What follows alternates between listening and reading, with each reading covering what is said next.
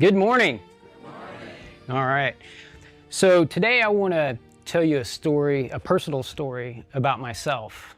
When I was a kid, I was raised by my mother, who was an alcohol and drug abuser. And my life was anything but normal. I was in and out of school, different schools when I was younger. And a lot of times I didn't go to school. So when I got into second grade, my grandmother stepped in and she got me some help. And what they discovered was that I had dyslexia and a handful of other learning disabilities. But they didn't know what to do with me because I was 2 or 3 years behind the other kids. So they decided to just push me forward and kind of hope for the best. So as a result, I was put into situations where I had to speak and read in front of the class, and I didn't know how to read. So you can imagine the kids made fun of me, and I felt stupid. I just wanted to disappear. And then when I got into high school, it was even worse. And I wanted to quit so bad. And I almost did.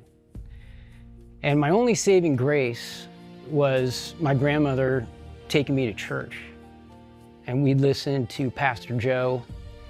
And I would sit and I would look around at the congregation like all of you. And I'd see them sitting on the edge of their seats, listening, just taking in everything that Pastor Joe was saying. And they really believed in him. And they respected him. And he was everything that I wanted to be, but I wasn't.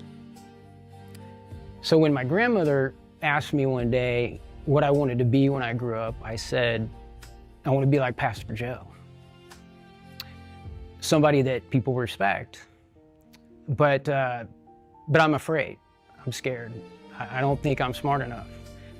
I don't think I can do it. And then she told me something I'll never forget. She said, go to college and give it a try and do your best and put the rest in God's hands, which is another way of saying just believe. And so that's what I did. I went to college and I worked really hard and I believed in myself.